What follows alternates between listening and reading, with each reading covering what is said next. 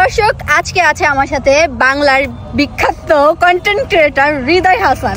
তো আজকে আমরা তার জীবনের গল্প শুনে আসবো। চলেন। মানে কি আপু, কি আমি কে? আপনি হচ্ছে বাংলাদেশের বিখ্যাত কন্টেন্ট ক্রিয়েটর আচ্ছা হৃদয় হাসান। তো কেমন আছেন ভাই আপনি? আলহামদুলিল্লাহ ভালো আছি। ভালো আছেন? আপনি ভালো আছেন? জি আলহামদুলিল্লাহ ভালো আছি। আপনার বাড়ির সবাই কেমন আছে? জি ভালো আছে। ভালো আছে। আমরা একটু আপনার কাছ থেকে আপনার জীবনের গল্প শুনতে চাচ্ছিলাম। আচ্ছা আচ্ছা, আমার জীবনের গল্প বলবো তাহলে শুরু করব? হ্যাঁ অবশ্যই।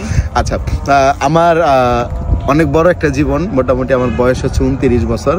তো জীবনের শুরুটা ছিল আমার জীবন থেকেই। তো এই শুরু থেকে এখন পর্যন্ত জীবন নিয়ে আসি, এখনো পর্যন্ত জীবন আমার কাছ থেকে চলে যায় নাই, আছে এখনো। তো যদি কখনো জীবন আমার কাছ থেকে চলে যায় তখন আমি তো শেষ হয়ে যাবো, আর শেষ হইলে আমাকে রেখে আসবে সেই অন্ধকার জায়গায়। তো এটাই আমার জীবন। আচ্ছা, আপনি যে ভিডিওগুলো করেন, হ্যাঁ এই ভিডিওগুলো দেখে কে? আপনার মতো কিছু পাবলিক আছে, তারাই দেখে। মানে আপনি দেখেন না? না, আমি আপনার ভিডিও দেখি না।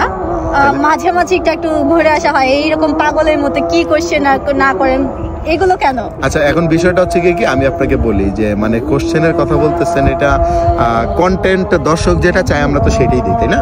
দর্শকের রুচির উপর ডিপেন্ড করে দর্শক যেটা চাচ্ছে আমরা সেটা দেখানোর চেষ্টা করছি, এই আর কি।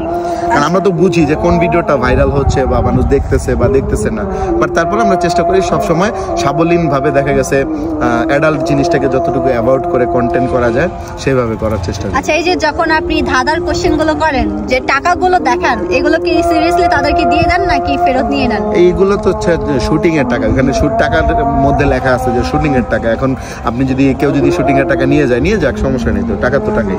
তাহলে কেন বলেন যে ধাঁধার উত্তরটি যে দিতে পারবে সে পেয়ে যাবে? ওই যে আমার সাথে যে দাঁড়ায় থাকবে আমি তো তাকেই বলছি, আমি কি অডিয়েন্সকে বলি নাকি? আচ্ছা ঠিক আছে, এটা শুধুমাত্র বলি আমি, আমাদের ধাঁধার ভিডিওগুলো শুধুমাত্র হচ্ছে কুইজ, প্রতিযোগিতামূলক কন্টেন্ট। এটা দেখার মাত্র মানুষ অজানা কিছু জানলো, এতটুকুই। আচ্ছা ঠিক আছে। তো আপনাকে দেখেছি আরো কিছু ভিডিওর মধ্যে যে মানুষকে পচিয়ে ভিডিও বানান। না না, আমি কাউরে পচাই না ভাই, আমি কাউরে পচাই না, আমারে মানুষে পচায়। আচ্ছা, আপনাকে মানুষ পচায়? এই যে আপনি আমাকে পচাচ্ছেন, খোঁচাচ্ছেন। এখন আমি আপনাদের যদি একটু খোঁচা দিই তাহলে আমার দোষ হয়ে যাবে। আমি আপনাকে পচাচ্ছি। দূরে দাঁড়ান, সাইডে আমার গার্লফ্রেন্ড আছে, সাইডে গিয়ে দাঁড়ান। ঠিক আছে, সমস্যা নেই, আপনার গার্লফ্রেন্ডকে ডাকবেন। আমি তো পচাইছিলাম, কিন্তু আপনার গার্লফ্রেন্ড না। হ্যাঁ, আমি তো পচাইছি আপনাকে। হ্যাঁ, যাই হোক, বুঝতে পারলে ভালো, না বুঝতে পারলে যাই হোক, তারপর সমস্যা নাই। আর হচ্ছে কি মানে এইভাবেই কি লাইফটা কাটাবেন? নাচতেছেন কেন এইভাবে? লাইফটা মানে এমন এমন করতেছেন কেন? দর্শক দেখেন কিভাবে নাচতেছে উনি, মানে উনি এমন এমন করতেছে যে আপনি কি লাইফটা, মানে এটা কি এখন আপনি প্রফেশনাল হিসেবে নিয়ে নিয়েছেন যে ডান্স করবেন? কোনটা? এই যে যেভাবে আমি ডান্স মাস্টার। আচ্ছা, আপনি ডান্স মাস্টার? হ্যাঁ, আমি ডান্স দেখবেন আজান শেষ হোক আমি নাচ দেখাবো আপনাকে। আচ্ছা, আপনি কি ডান্স এইভাবে শিখাবেন? না না, এইভাবে মানে যে এখন যেভাবে পাগলের মতো? না না, এইভাবে না, তো আজানটা শেষ হোক, পরে অন্য কোনো কোশ্চেন থাকলে করতে পারেন, নাহলে শেষ করেন। আমি আসলে আপনার মানে এত কথার উত্তর দিতে পারি, আমি নার্ভাস হয়ে যাচ্ছি। এখন জীবনের লক্ষ্য কি আছে? মানে আমার জীবনের লক্ষ্য একটাই, আমার জীবনের লক্ষ্য থাকে, অনেক মানুষের অনেক লক্ষ্য থাকে, কারো দেখা গেছে অনেক বিশাল বড় বাড়ি ঘর, এগুলোর লক্ষ্য থাকে। আমার লক্ষ্য যতদিন আমি বেঁচে আছি আমার অডিয়েন্সদেরকে আমি এন্টারটেইনমেন্ট দিয়ে যাব, বিনোদন দিয়ে যাব, এটাই আমার লক্ষ্য, আর কিছু নেই। এখন আপনার কাছে আমার একটা কোশ্চেন আছে। যেমন আমরা দেখতে পাচ্ছি এখন অনেক ইউটিউবার, তারপর কন্টেন্ট ক্রিয়েটর, তারপর হচ্ছে টিকটকাররা সেলুন খুলে বসে আছে। তো আমরা কি এরকম কিছু শুনবো যে বাংলাদেশ বিখ্যাত কন্টেন্ট ক্রিয়েটর হৃদয় হাসান এখন একটি সেলুন খুলে বসে আছে? খুলতেই পারি, অস্বাভাবিক কিছু না। সেলুনের ব্যবসাটা তো অনেক লাভের একটা ব্যবসা, বিশেষ করে হচ্ছে সেলুন দিলেই যে নাপিত হয় তাও তো বিষয় না। আমি সেলুন দিব, আমি সেলুনের একটা প্রতিষ্ঠান দিব, আমি তোর মানুষের চুল কাটাবো না কি? যে চুল কাটে সে নাপিত, আর নাপিত একটা পেশা। তো এটা মানে কাজ কর্ম কখনো ছোট করে দেখতে নেই। অনেক কিছু বলা থাকলে বলতে পারেন, তাড়াতাড়ি শেষ করেন। আমার চুল কাটবেন না মানে অন্য কাউকে দিয়ে কাটাবেন? আমি তো চুল কাটতে পারি না ভাই। আচ্ছা, যে আমি একটা কথা বলি আপনাকে, ধরেন আমি একটা মানে সেলুন দিব, ওই সেলুনকে আমি একা চালাইতে পারবো? কারিগর লাগবে না আমার? কারিগরেরা চুল কাটবে, আমি হচ্ছে সেলুনটা দিয়ে দিব, জাস্ট এতটুকু। তাহলে কি আমি নাপিত হয়ে গেলাম? এখন ধরেন কোন একজন ভিআইপি পারসন আপনার সেলুনে আসছে, এসে বলতেছে আমি কারিগরদের সাথে আমি কোনো কাজ করব না, আমি মালিকের সাথে করব, মালিক আমার চুল কেটে দেবে, সেই ক্ষেত্রে আপনি কি করবেন? আচ্ছা, এখন বিষয়টা হচ্ছে এরকমটা কখনো হয় না। এখন আপনি যেটা বলতেছেন এটা হলো অবাস্তব, অকল্পনীয় কথাবার্তা, এগুলার কোনো ভিত্তি নাই।